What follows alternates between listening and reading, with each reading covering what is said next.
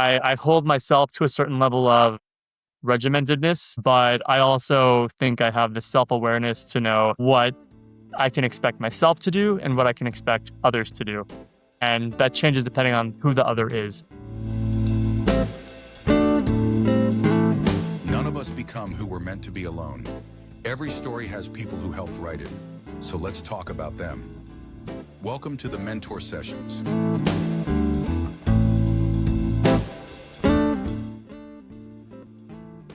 Ladies and gentlemen, welcome back to the Mentor Sessions. I'm your host, Big Mike. Today, I've got a really exciting guest. I've got Alykhan Kaba, who is Canadian, and he's got a great story about him going to university and just the different paths that his career took that I think he wasn't expecting. Is that a good way to put it? I think that's a totally fair way to put it.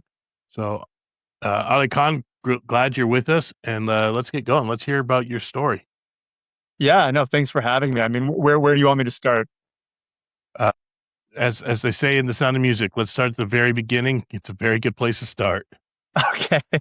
Well, like you mentioned, Canadian. So I was born and raised in Vancouver, Canada, and my parents are originally from Tanzania, where Indian heritage. So was sort of surrounded by a lot of different cultures growing up, and was always as a kid, I just loved like entertainment. I loved TV shows and video games and movies and music, and I thought everybody likes these things. Who doesn't? And when I was younger, I always had this goal of I really strongly believe in the philosophy of if you really love your job, you'll never have to work a day in your life. And so I thought as a really young 5, 6, 7 year old, like I'm going to be an artist. I'm going to do something that helps me create the things that I love consuming so much. And I felt a little bit conflicted because on one hand, it it's something that I love and enjoy, but on the other hand, it felt kind of superficial because I grew up in a family and in a community that really values service, community service. And when you think about it that way, entertainment feels or can feel a little bit superficial and frivolous. And I wasn't expecting to go in this direction, but it's relevant. When 9/11 happened, I started to have a lot of experiences that shaped how I interacted with the media.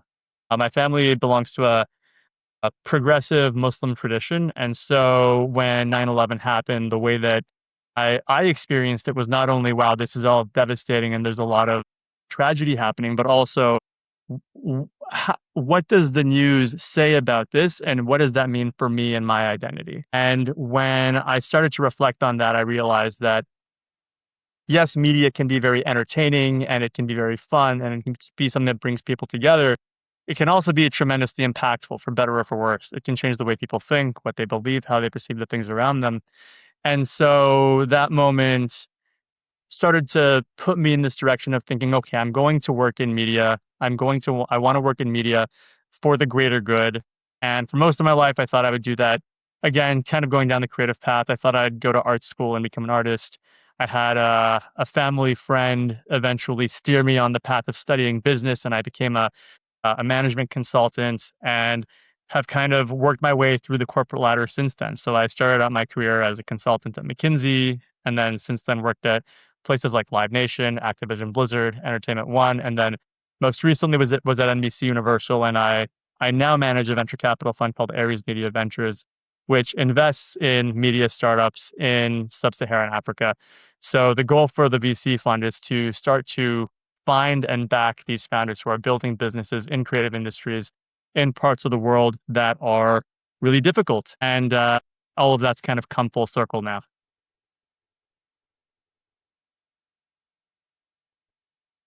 I'm just adjusting listening.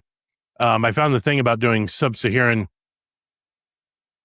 media very interesting, especially as you were talking about your story and how 9/11 impacted the paths you went on. And I can only pretend to imagine I know what that's like, because all of a sudden you probably felt all eyes were on you and your community and your people. And you guys, from what you said, didn't share the same ideals or ideology as those individuals did. And you made a great point about how media can be a tool for good or for bad, and we've seen that a lot. We've seen how a lot of opinions are shaped on by the media, and today our world is very divided. And you, we when it goes to consuming media, we stay within our silos now. We don't try to get outside our silos and hearing differing point of views. And that's one thing that I've learned, and I've tried to be open-minded to and hear other opinions. And, just because I accept someone else's opinion doesn't mean I necessarily have to agree or disagree with it, but I have to be willing to hear it. Totally. Yeah, I can see the benefit of opening up media to sub-Saharan Africa because, and maybe this is my own naivety, and you can correct me if I'm wrong, but if we can expose them to more ideas and for more growth, do you think that might help impact and change the tragic outcomes they've had so far, the wars, the famines? And I know we send a lot of humanitarian aid down there, and I feel like the warlords have hijacked those efforts to help the people. But if we gave them ideas that expose them to, this doesn't have to be your reality. Can you talk a little bit on that? Yeah, absolutely. And I think I think it actually goes both ways. I think there's part of it which is telling news stories or unlocking news stories within the continent, within the region, so that there are more competing voices that illustrate what the world can look like.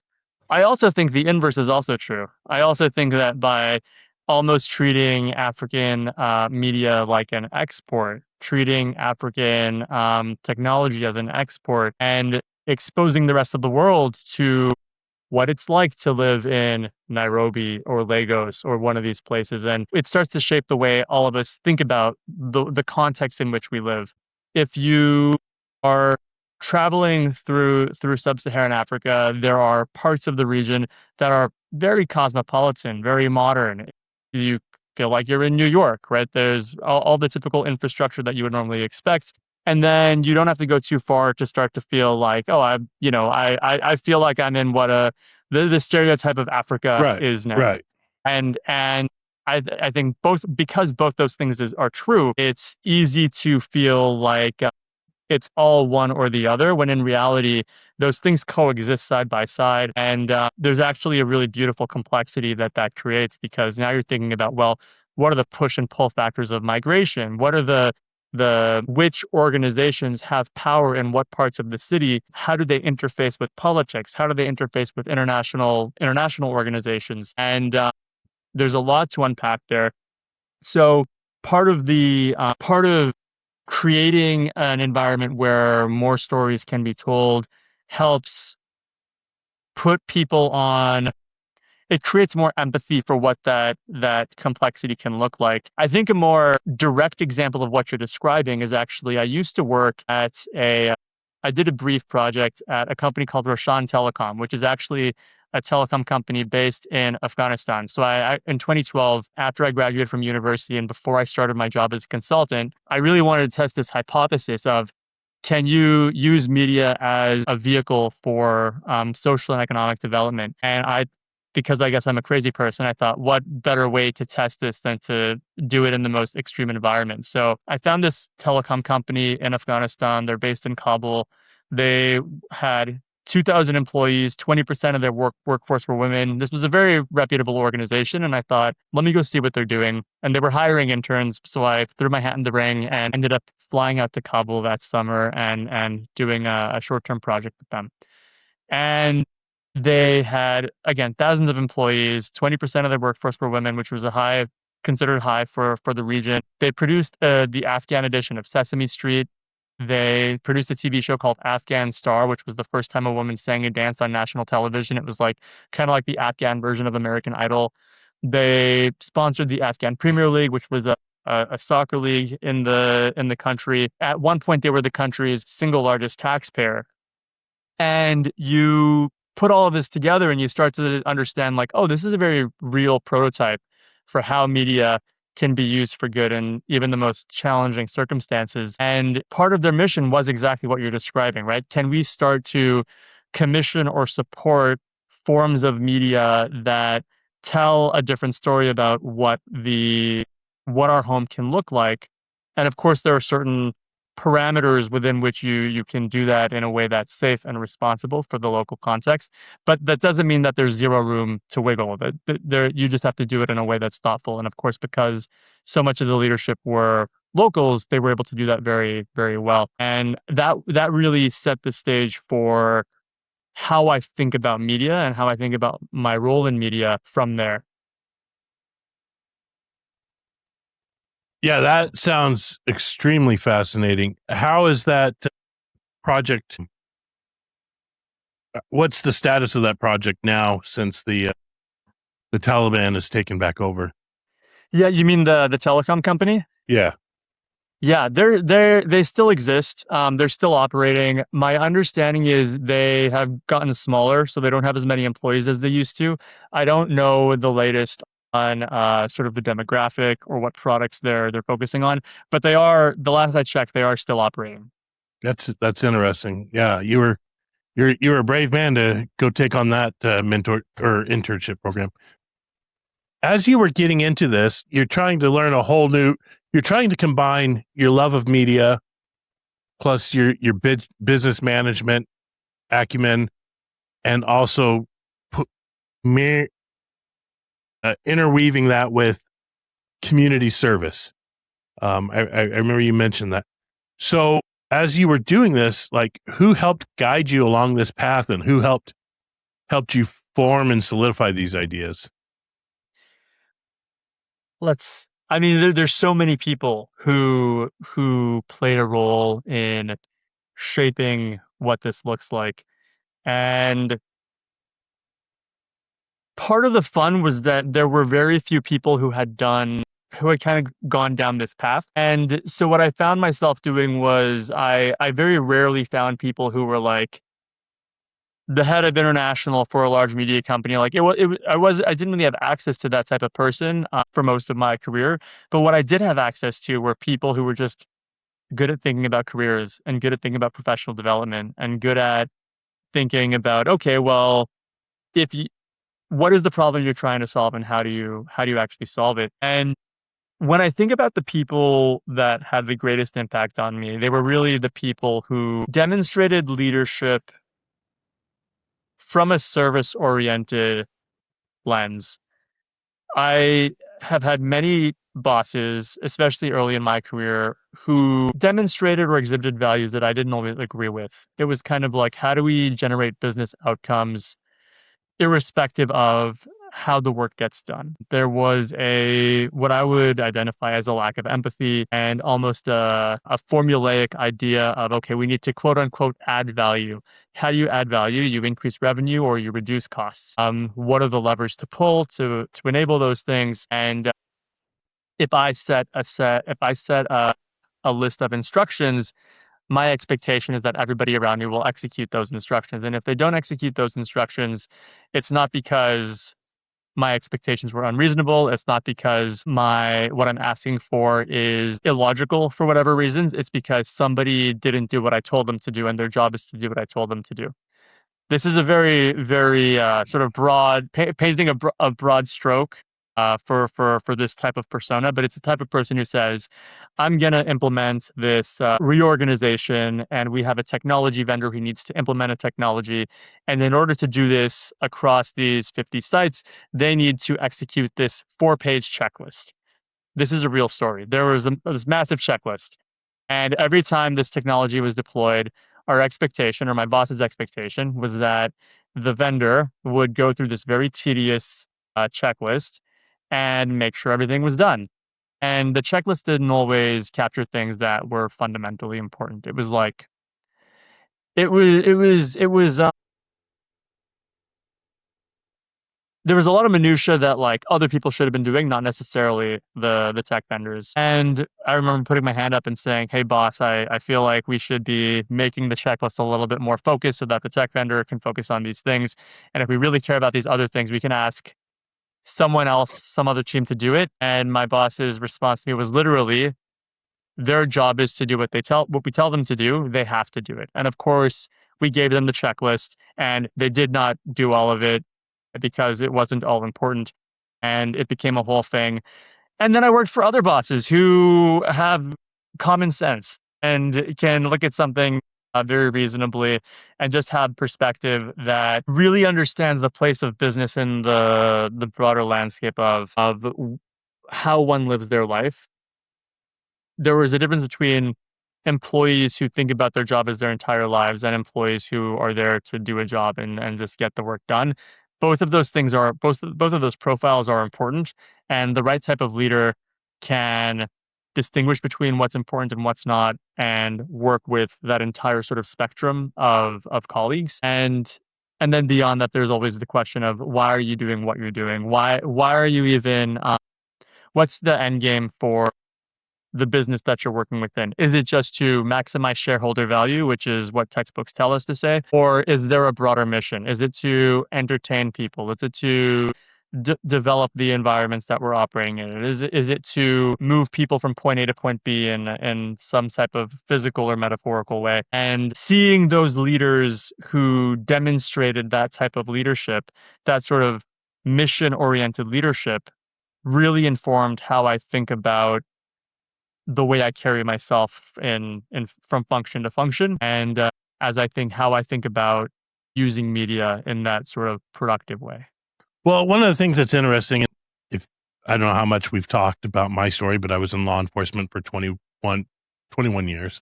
So that is a very relationship based industry, right? You succeed by maintaining healthy relationships, healthy boundaries, and stuff like that, versus in corporate world.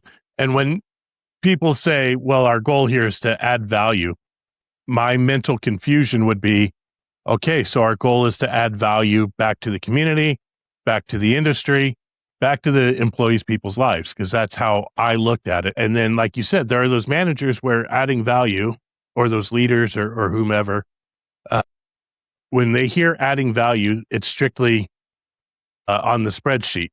It's the numbers and cents. And then you'd have the leaders who it was, okay, we're here to add value. Now, what does that look like? Of course, we want to do it in a cost efficient way for the shareholders, for the bottom line. However, how do we add value to the employee? How do we add it? Like you said, there's two employees. There's the one that the job is his or her life. And then you have the other one where they're there punching a clock so they can go home and take the gains from the job to spend it in their lives and on their family. What did you find? What did you find in trying to balance all these things as you were growing into the management role? There's actually one of the things that I really struggled with when I was starting to go down this path in a more intentional way was in university, there's this notion that constructive conflict is very helpful. If people disagree on things, that means that there's something suboptimal happening in the way that something is being approached. And so you talk it out. And because you have people with different perspectives sitting around the same table, you ultimately get to a better final answer. And what I found was earlier in my career, I had a really hard time distinguishing between diversity of strengths and diversity in values. And it wasn't until I had gotten to, it was literally an MBA class. So this is now, I graduated from university in 2012. I'm now in business school 5-6 years later. And it was in one of these classrooms where we were talking about leadership.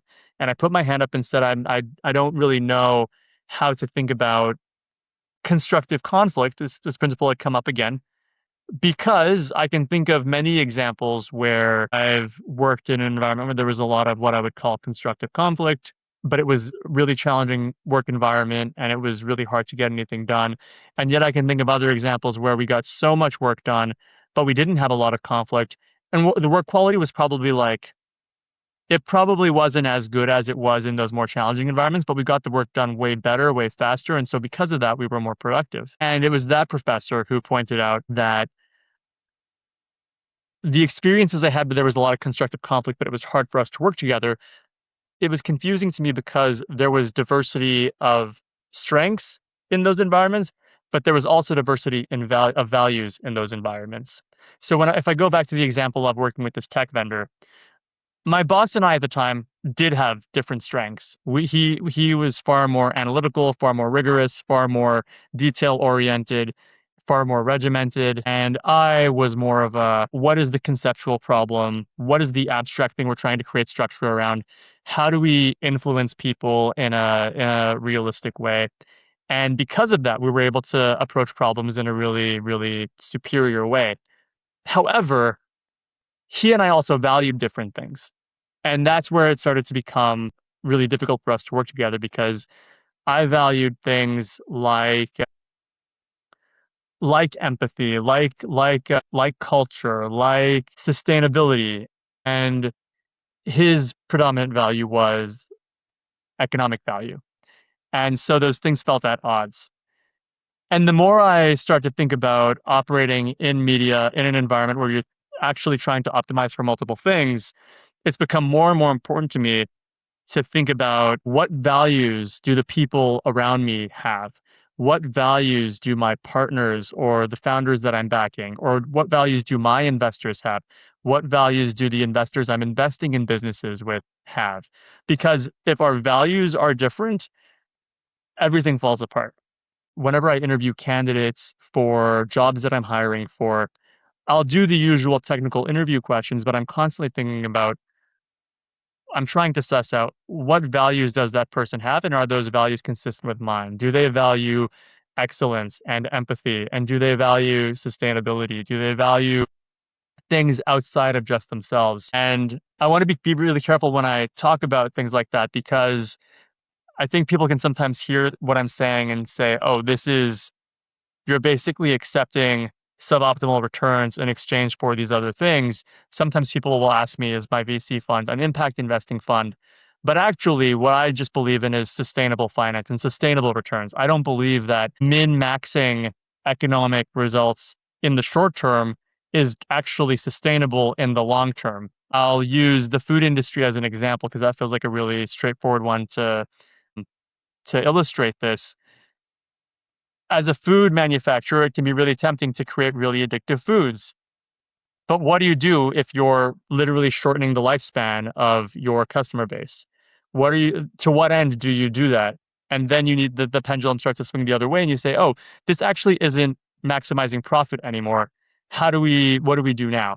And there's always this sort of back and forth. And so I think about this more as how do you start from the point of equilibrium and co-create value for all of the different dimensions involved? And I think values are really the thing that ground how you approach all of that. And so as I've grown from earlier in my career to sort of later on, I've discovered more and more how important that is and to proactively sort of screen for that whenever I'm finding other people or partners to work with. Important. And I get the importance of the constructive dialogue, the feedback.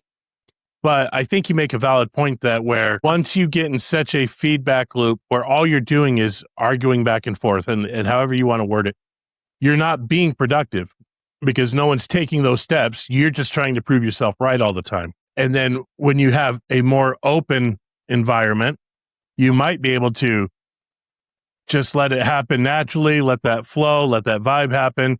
But like you said, you may not be getting the optimal results because no one is willing to push back and give that criticism and say, hey, wait, is this the best outcome?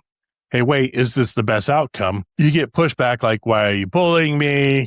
Why do you think you have all the answers? When it's like, no, we just have to formulate a plan first. And I think there are some people where they spend so much time making a plan, they don't actually do it. In fact, when I worked for the sheriff's office, we were in debate with the county commissioners, and I was not a decision maker by any means, but we were in debate with them regarding some budgeting issues and some budgeting concerns. And it was getting really active on social media. And I had posted a comment about, like, there's so much navel gazing going on. It needs to just happen. And my sheriff sent me a personal text. He goes, I have never heard that phrase in all my life. And to him, it was just the funniest thing in the world. But that's how I felt was going on. Everybody just wanted to sit around, and not the most professional way to describe it, but pick the lint out of their belly button instead of actually making a decision and moving forward. And I think you get kind of that diagnosis paralysis in business world. And I think I like how you talked about our diversity and strengths helped us succeed. And that's very important, is to be able to be strong in any communication. You know, I'm the first one to admit I'm not the businessman, but I'm very good with relationships. And I learned early on, and this is the example that I like to use in my personal life. When I was a newlywed, when I was trying to find my footing for my wife and I and our upcoming family, I wanted to be a tradesman. My father-in-law was a tradesman. He was an electrician. I don't like electricity, so I'm like, I bet I could do plumbing. Well, after a lot of forcing myself into these, what I really call uncomfortable situations, I had to accept I don't have the mind for that. I could develop it, but I don't have the time or the mind to be able to look at a blueprint, see the building, and make it all work. I knew essentially that, drains work from gravity and it all runs downhill. And my father-in-law, he could do all of that. And I was so envious of him. And my father-in-law, please don't take this in any harsh way. He's a very good man, but he lacks interpersonal skills. Whereas that's one of my strengths, is sitting down, talking to people from all walks of life. It's why I started this podcast, so I can get to know people from all over. And I've had a wonderful experience doing that. And by doing that and learning my strengths and learning that that's my strength, that's what helps me in life, is being able to talk to people and share with people and also get information from people. It's one of the things that I think made me very good at my law enforcement career. So it's those differences and strengths that does help. And I think even having differences in values, like you said, your boss, he valued the bottom line of it, where you valued the outcome of it, right? Is that a good way to put it? Yeah, Like, I think that's exactly the right way to put it. You're both outcome oriented, because he's the spreadsheet outcome, but you're okay, what is our impact going to be outcome? And it goes back to that question of how are we adding value? And so we have to look at what value we're looking at and finding that middle ground of, okay, we are trying to add value in our customers' lives, and we are trying to add value in the community's life. So now that you are more the decision maker in that with your VC, and you're looking for investors and stuff, how do you balance that yourself? For me, I maybe ironically, I have a pretty regimented criteria now of what are the things I'm looking for in it shows up in different ways in different aspects of my life. So if I'm looking for an investor or a co-investor or a founder, I sort of screen for it in different ways. But if I'm looking for founders to back, for example, there are economic things that I'm looking for, like, is this solving a problem that I understand? Do they have a credible path for growth?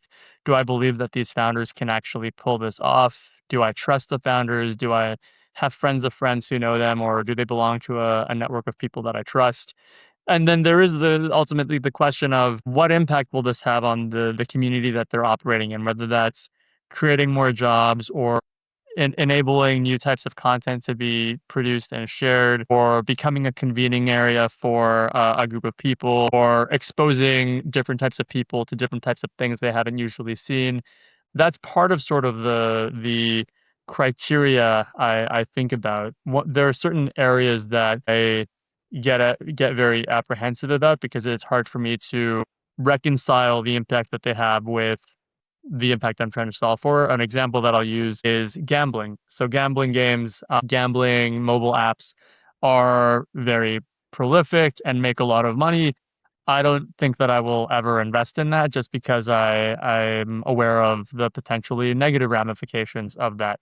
So even though that's something that technically fits within the thesis of what I'm looking at, in fact, in East Africa, there's a number of gambling apps that are very popular. I don't think that's something that I would invest in. But there are other things like hospitality softwares or event booking platforms, ticketing platforms, more social gaming platforms or casual gaming platforms. Those are all things where you can start to see how that just opens up the aperture of what people are exposed to and how people think about social and economic development. And I get more excited about investing in things like that. So it's something that it's almost like not a not a not part of a checklist, but it's a mandatory question I always ask myself when I'm interacting with a founder or any potential partners. So that's your 4-page checklist you have them go through, right? Well, the good news is that I'm the only person going through the checklist. So the checklist is just for me. But yeah, I've got a checklist for myself. And maybe that's the irony is I hold myself to a certain level of regimentedness, but I also think I have the self-awareness to know what I can expect myself to do and what I can expect others to do. And that changes depending on who the other is. No, I think that's very important, is to get that, because whatever it is you do, you want to magnify your values. And, as I started this podcast, uh, I know what I wanted to talk about. And I know you and I, when we were emailing back and forth, I was very complimentary of all your accolades and the things you've accomplished. And I still am. I'm amazed that you've accomplished what you can. But I came at you not in a negative way. I came to you with like, okay, but I want to know your story, how you got here, what brought you here, and the things you shared about like looking at your community after 9/11 and how you can make a positive impact on that, or the family friend that, wanted you to kind of showed you that you can incorporate your two loves, your love of art, creating and stuff, and management, and make it successful. And I think that's very important. So let me ask you, as you are now stepping into the role of the mentor, and you're bringing on these probably interns, MBA students, what are you most excited to get to share with them? Ooh, that's a really good question. What am I most excited to be able to share with them? It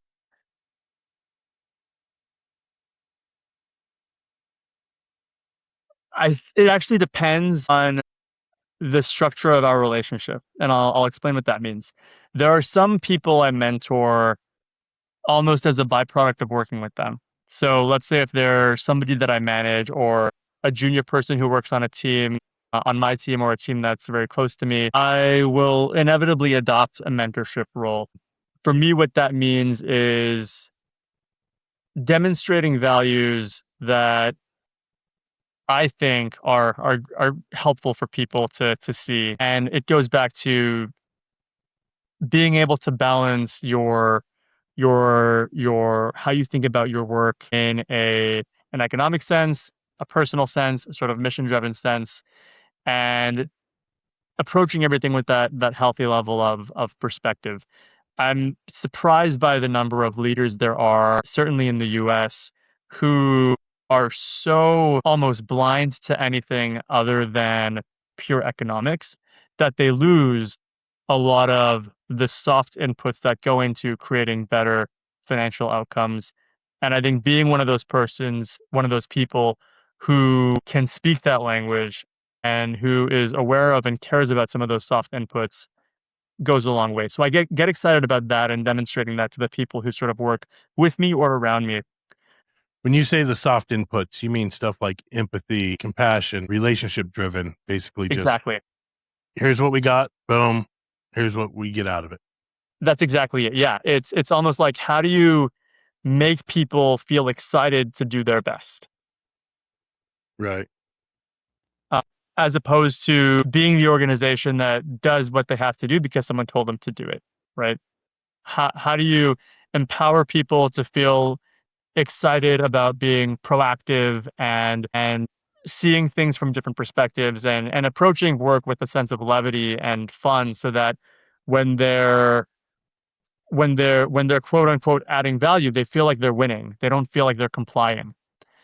And I get excited about that because I've worked in compliance driven organizations and they're not fun to work in. They're soul sucking and they're draining. And for some people it's good because the money they're getting paid is still adding more value than whatever it's taking out of them. But I feel like if we really want to get ahead as a society, we should all be thinking about how do we create a world where people want to do their best work, not Well, just I just want to say, I think it has to do with a lot with like people's personalities and how they see things. You have people that they need that compliance driven structure to help them stay on track and help them. that's true. I worked with a lot of cops that they saw the world black and white. Whereas when I became a cop and once I saw how the world, I my black and white shift went from very black and white to seeing that the world is very gray in there. I would always say the the line between black and white is very thin, but that's where life is lived. And it's not about breaking the law and crossing over that line, but it's about accepting people for their flaws. I've shared a story several times, I believe, where I had a recurring drug addict who, I'll make no bones about it, he's a pain in my ass. Every time he came in the facility, he was usually smuggling something in.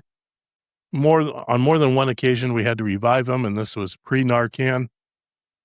And one day I was interacting with him, and he could tell I was very cold and distant from him because I was done by this point. And he goes, I'm not a bad person, dude. And I was like, well, your actions are leading me to believe that. And after a little more banter, he opened up about his story and that he came from a very religious home. He was on a very good track. And then he was in a horrible car accident. He was actually hit, I believe, from a hit and drive car. So laying there, gets into surgery, all sorts of broken bones. Then they put him on Oxycontin, and he goes from being on Oxycontin, and then they just drop him cold turkey. And you're, I don't know how, thankfully, I've never been to the point of pain where going cold turkey from a pain medication like that, how it affects you physically and mentally. But what it did do is, as I have had a lot of time to think about that story, it helped me see that we can all be a step away from making a horrible decision or letting someone's horrible decision impact us for life. And I think that's where some of the cultural training that we get, either in our cultures and our communities, but also in a work culture, can be damaging because we don't get that aspect of one, feeling valued, and not so much feeling valued personally, but feeling that our values are valued. We hear, and I think you kind of made this point earlier, and I talked to someone the other day who made this point. We hear so much about the work life balance and the company's culture and the company's values, and we want to be able to support those things and say, yes, I agree with those things. But then what happens is we can see where the company itself or the community itself doesn't respect those values if it benefits them. I think that's one of the things a lot of us saw with the financial collapses we've had of recent, starting back to 2008 during COVID. And I don't want to get into the political side of it, but we saw how a lot of companies were taking huge amounts of money. And then while everybody's struggling, everybody's out of work, COVID is destroying us physically and mentally. You're seeing, I'll just say it. And I will admit wholeheartedly, I am too ignorant on the issue to know every little minutia of the detail. And anyone is welcome to come in here and straighten me up. However, when they're getting billions of dollars to bail out the airlines, and at the same time, the airline CEOs are receiving millions of dollars in bonuses for keeping it alive during COVID, it's hard to want to enjoy that airline, because it's like, wait, we as taxpayers, we as a society said, yes, we need you to stick around. And then you reward your CEO, you reward your COOs for taking our money and giving that money to them. And so that's the point I'm trying to get at. And maybe you can help me understand how it is that we can see companies' values like that, where they tell you, the passenger's number one, they value you. And then it's like, we just made $50 million in a bonus, and I'm buying a house in Fiji or whatever. I don't know. I don't know what they do with it, but I think that's why a lot of people that aren't very political are starting to say, like, hey, this isn't right. This isn't working. You're in private capital, venture capital. Venture And capital, I know yeah. that your industry is getting hit with a lot of that same sentiment, where here you seem to have a very altruistic view, like, let's help bring people up and build people up. But as soon as people hear venture capital or private capital, they're ready to go to war with you and shut you down. How is it you deal with that? How is it you balance that? And how is it when you approach investors and stuff like that and show It's them and tell them, like, this is what I'm looking for and this is why I'm doing it? it's such a it, it's so subject to polarization that you see this all the time. There are these two extremes of people in the private equity space, or in the venture capital space, or in the I'll say broadly, the investing space. There are people who are in the investment space who literally only want to maximize their ROI. They are like, I want to invest in a startup. I need to invest in a startup that's going to 100x its value over the next 10 years, maybe less than that. In order to do that, I need to invest in this AI thing or this defense thing, or there are certain trends that get very hot every couple of years, and all of the VCs will all chase those things. And then there are impact investors. Impact investors are organizations or people who invest in things for sustainable financial outcomes, but they're actually prioritizing what they call impact outcomes. That means that they're making investments where they are measuring things like literacy rates or number of jobs created or things like that. But they do that at the expense of financial returns. So they're sometimes getting suboptimal returns or market level returns, which is kind of like the standard or the baseline. Or if you didn't care about anything and just were coasting, this is the return you would get. They kind of try to like aim for that, but also have these impact outcomes attached as well. I don't actually like either of those things because the on the side that maximizes ROI, ignoring everything else, I that does it's very myopic. And the side that invests in impact outcomes at the expense of financial return, you're almost, I don't want to say they're operating like a nonprofit because it's not technically the same, but it's what does that mean for all the things in the middle? And so there's this massive gap of businesses Well, yeah, that are just that's like good businesses, right?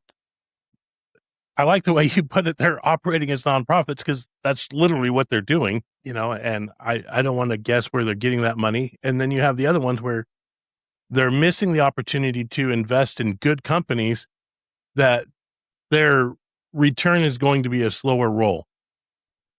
Exactly. I'm an American football guy, right? And I am an old fashioned slobber knocker, run it up the middle, run it on the ends. And this was something that, like, my team and I kind of struggled with this year, because I'm like, hey, we're going to push these guys. We're going to hit these guys. We're going to run it. And more of today's football is very air raid, throw it out, lay it out. You have to have a happy medium in both. You have to be able to play both types of football. and I'm not the greatest investor. I give people money and they tell me if I'm doing okay with it. But that's what you need is you need people to say like, hey, this is going to be worth it. It's going to take time. I'll give you my personal example from where I'm at sitting right now, right? I started this podcast 3-4 months ago. And right now I see it as what it is. I'm trying to build this up. I'm trying to get the viewers. I'm trying to get the subscribers. And it's going to be a slow roll. I'm not going to wake up, boom, here's a check for $1 million. As much as we all want that, that's part of the silly American dreams. We all want that. I know that I have to find people who, hey, guess what? Right now it's slow, but it's going to roll out. It's going to pick up because I'm very passionate about the message I'm sharing. I'm very passionate about the ideas that I'm sharing because the first thing I ask people is tell me about the people that helped you get to where you are. I know you're a successful person, but I want to know how you got there because those things that you mentioned it too, like now that you are bringing in these MBAs and based on the relationship you build with them, you get excited about what you get to share with them and help add that tool to their tool belt in life. That's kind of like, that's how we describe it as cops is every time you went to an FTO, they're going to give you a different tool to add to your tool belt. And you might have one FTO, a field training officer, some people call them PTOs now, that he's going to tell you to do everything completely opposite of what the last FTO told you to do. But you're going to find your style in between the two of those. You're going to find your style in between that. And that's what I got excited about when I was working with younger officers. And that's what I got excited to show people and help people with just in life is like, look, this is how I do it. Now, Alykhan could do it a totally different way. You're going to find what works for you, and it could be somewhere in the middle. And I can't be like, you have to do it my way. My way works for me. Your way works for you, and person C is going to find the best way. So I'm sorry for interrupting, but I think that's very important to point out that if we focus so much on one bucket of M&Ms, maybe, we're missing the other M&Ms, and we can be mixing them together and finding a better combination there. I completely agree. Completely agree. And if you wanted to take a mathematical approach, the way I like to frame it is there are these investors who are investing in the really hot industries who are like, oh yeah, we're gonna 100x or 1000x this startup. They might invest in 100 startups and one will pay for all of them. That's it, just one. Well, it goes back to what you value with gambling. You know, you don't want to invest in gambling apps and software and stuff because you know the outcome. And I think that that's sometimes, look, I have to use this disclaimer all the time. I am not in your space. I don't understand it completely, but I understand it enough that if, Cyber Optic Toys is coming out with the new AI driven and it's got a startup next week, you're going to have a bunch of people throwing money at it. And then in 3 weeks, Cyber Optic Robotics is coming out with the exact same thing, but it's a little better AI. And now you're seeing your investment crash, that investment going up. Well, why didn't you help me get into cyber optics robotics? And it's like, buddy, we looked at what was going on and we told you what we thought would be best. Exactly. You're basically lighting money on fire. And that's why I love investing in media specifically, because the startups that I invest in are in an industry that I understand. It's an industry where I have deep relationships with some of the most reputable countries and companies in the world. And I can look at a business in another country and say, I see what problem you're solving. I can see how it's going to solve it. And also, in 6 years, when you're big enough, I can introduce you to my friend at Disney who might be interested in acquiring your business one day. I can actually not control for, but influence the overall outcomes of the investments that I make because I'm so steeped in this sector. And so where one VC is making 100 bets and one of them is paying off, I can make 100 bets and hopefully maybe five of them will pay off. And it's not just one, right? And so when you start to do the math, you can see how, oh, actually taking a specialist approach and looking at an area that's a little bit quote unquote niche can actually have returns that are just as attractive as the VCs who are investing in these more popular or hot sectors. And by the way, it will be impactful. It will create jobs. It will impact. It will generate positive impact outcomes. I'm not going to measure them. I don't think I should have to, and that's why I'm distinctly not an impact investment fund. But the fact that all of those things can coexist, I think, is really important. And whenever I've been really fortunate that the investors that I have so far who are investing in my fund value those things as well. And again, it goes back to values. I've kind of been able to assemble this group of people who all share similar values. And when I explain to them what I just explained to you, the investors who are receptive say, "Yep, I get it. That makes sense. Let's go." And that's been really important to me. Okay, so we've gone through the brass tacks, the dirt, the information, what you do, and what you're looking for in investors. And you got me fired up about stuff that it's hard to get me fired up about. How are you using this to impact your community where you came from? Well, when you say what the question impact your community where you came from, there's so many layers to that because on one hand, because my parents are from Tanzania and I have some investments in East Africa specifically, I almost feel like that's an homage to that in a sort of really esoteric way. But there are other things that I try to do infusing into the way that I run my business. So for example, I'm about to start hiring interns. I want to make sure that when I recruit interns, I'm going back to the schools that I attended for a university and for my MBA.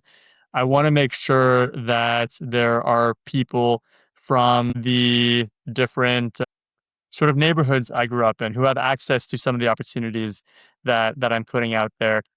And then there are other things that are more just like I think there's a sometimes I almost feel like I belong to this rest of world community. I don't know if you're familiar with this term, but there are some No, I want to hear about that. Tell me about that.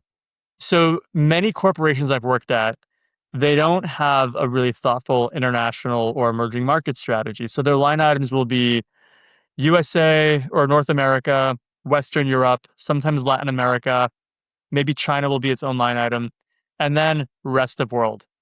Literally every other country is Right. just rest of world. And when I meet people who are diaspora, whether they're South Asian, Central Asian, Eastern European, African, there are certain experiences that are universal across all of those things, whether it's just having the experience of a friend misunderstanding a cultural practice or misunderstanding the language or having a preconceived notion about where you're from versus this, that, or the other.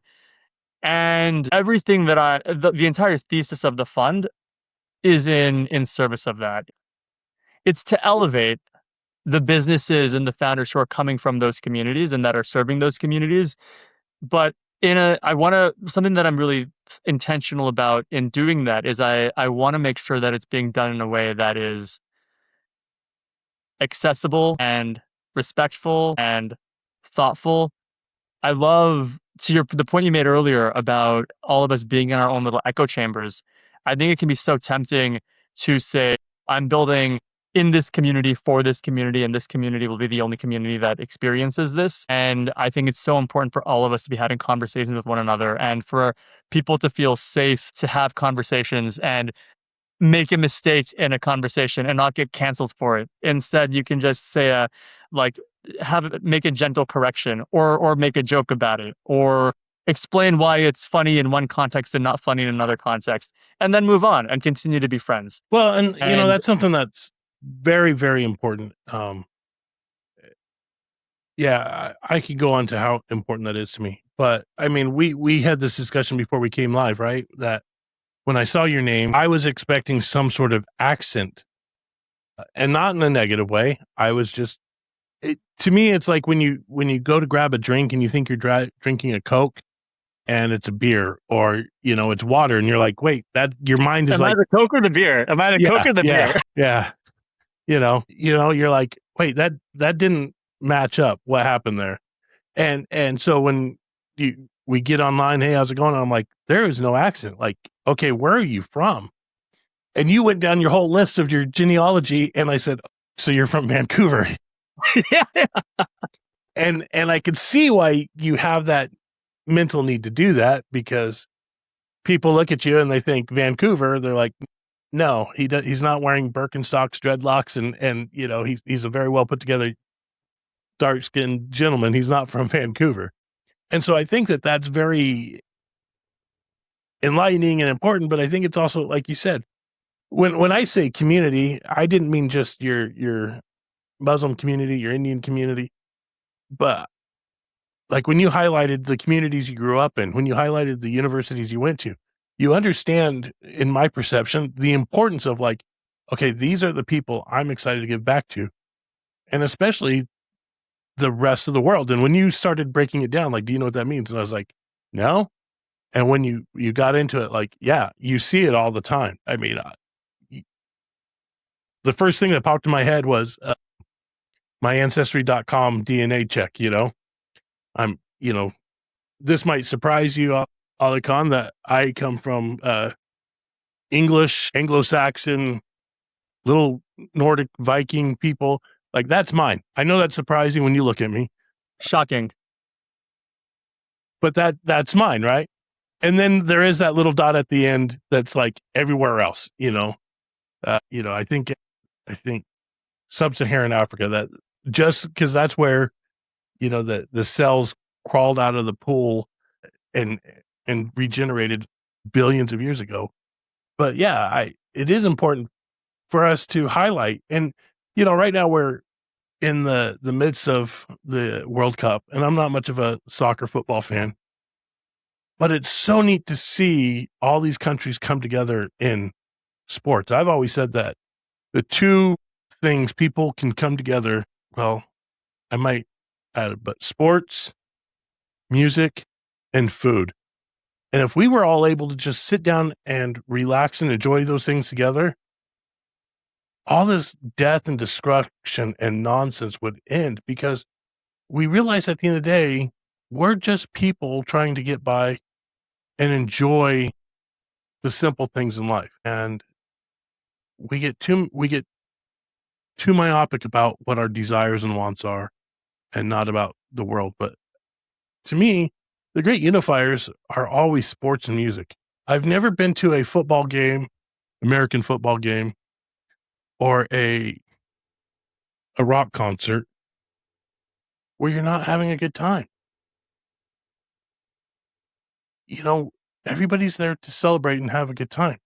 I've gone to football games where I was the opponent, I was cheering for the opponents, and I still managed to have a good time with the opposing fans. I've been to football games where opposing fans were sitting in our area, and I tried to make them feel welcome, like, hey, we're going to give you a hard time, but we're going to have fun together. This is going to be fun for all of us together. And so when we look at the world and the rest of the world, I'm trying to tie this back in now. We think so much about like, oh, well, that's them. And this goes back to what you were saying, right? That myopic, you were saying, I said, that myopic look, well, that's just them. That's over there. But at the end of the day, that's coming here. And because of the work you're doing and the work a lot of very smart people are doing, geographically, the world will be the same size, but the human connection is just going to keep getting smaller and smaller. Totally. And I couldn't agree more. The music, sports, food, I think you could even take that further and talk about like film, television, all of these things. It's so fun to see people come together and just like be there for the love of the game and to Mm-hmm. tease each other and to have some common point of like, oh, this is so fun for all of us to be together. And something I'm seeing a lot of on social media is the World Cup is like all of the cousins came over for a sleepover, Yeah. and it's just like, yeah, that's exactly what it is. And the more there are things like that, touchstones like that in our lives, the better it'll be for everyone to just like remind ourselves that we're all people and we're all here to be together and we're not all that different. And I know that the news and the media and some of the clickbaity entertainment highlights headlines would like you to believe that there are big oppositions at force here, but like that's just the parents. The cousins can get along, and That's I just think we it's just the kids. The kids can go out and play. Let's yeah, go play tag, let's go ride our bikes or whatever, but exactly, we'll yeah, let the parents sit and drink and get in their arguments while we're just having fun. And that's yeah, exactly it, exactly. yeah. So what kind of projects do you have going on right now that you want to share? So let's see. I mean, the biggest thing is again Aries Media Ventures. So I actually just launched the fund in within the last couple of months. So I had my last day at NBC on May 1st. I took most of May off. And then I started working on this full time as of just a few weeks ago. I had been working on this actually for a number of years while I was at NBC with their permission. And then finally, come May, I was like, you know what? This is far enough along now and there's enough going on here that I really want to double down on this and make this my full time job. So parted ways in May and have been focused on this since then. And yeah, that's really the biggest thing. That's awesome. How's it feel to be taking that leap? Awesome. It's Yeah. great. It feels really, really exciting. It feels energizing. I love waking up and being able to only do things that I know are going to be needle moving and to be able to do things in the way that I think that they should be done, not because of some agenda that some random team is trying to put forward. It's really there's a sense of focus and optimism that I haven't felt in a really long time. I So know, if I can just share the way I feel about that. When I was in my brief stint in corporate world working for the company I did, and they're a great company, they're great people, so don't get that wrong. They would always be surprised that I wasn't working on the weekends and on the nights. Like I tell them, like, I did that for 21 years. I gave up my life for, because as I had to remind some of my aunts and uncles and family members, they don't close law enforcement down on the holidays, so I won't be at the Christmas party. And it was a Thanksgiving party that was really funny because I got to stop in on my way to work, and my wife's stepmother's mother, so step grandmother, if you will. Yeah, I know you're building the family tree there. I got it. I got it. Yeah, Yeah, yeah, I said, "Well, guys, thanks for dinner. I gotta go." And she's like, "What? You have to go to work?" I was like, "Yeah." And she goes, "You don't get the holiday off?" I'm like, yeah, they don't close the jail on Thanksgiving. Isn't that weird? yeah. It was in tongue in cheek and it was in good fun, but it was just, I gave up that time. And part of why I retired from law enforcement was to get that time back. And then I went to the corporate world where, like, you were still kind of to do that, but now you're on salary. It's more voluntary. And now that I'm doing this, I'll be in here late on a Saturday night editing or writing or creating or, brainstorming or thinking things through. I'll be doing it on a Sunday, especially right now because there is no American football going on.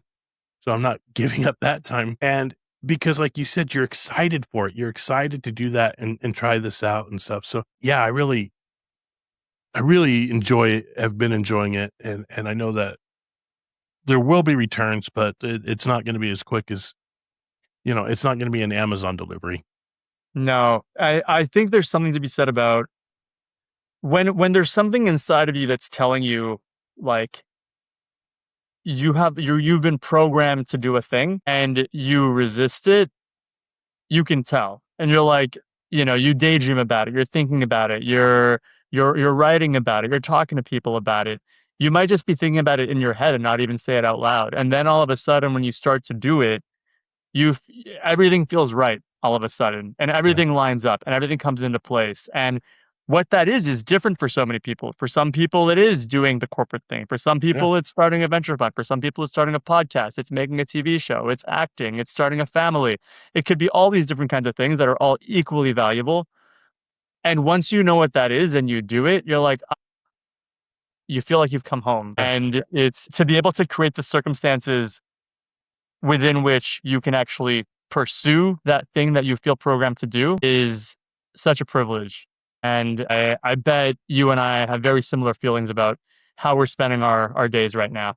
Yeah. Yeah. It's nice to know that I'm investing in myself and experiencing that joy and stuff, and getting to meet awesome people like yourself and listen to their stories. Where can we find you, Alykhan? Yeah, so I'm on Instagram at Alykhan Kaba. I know it's hard to spell, but if you sound it out, it's probably right. It's Alykhan Common Kaba. spelling. And then on the internet, you can find me at ariesmv.vc. That's the website for Aries Media Ventures. Aries is spelled Aries, so just ariesmv.vc. Alykhan, it's been great getting to know you, and I hope we get to chat some more and get to know each other some more. Me too. And share about this. I can't wait to hear more about the growth of your business and your company and what you're doing to take it forward. I really appreciate it. Everybody, thanks for tuning into the Mentor Sessions. Just if I could ask, please remember to like, comment, subscribe. Tell us what you think about these ideas and these thoughts and what you've heard today. It'll help the channel out. It'll help Alykhan get his message out as well as get the message out about the importance of having solid mentors in your life. We appreciate you tuning in. We'll catch you next time on the Mentor Sessions.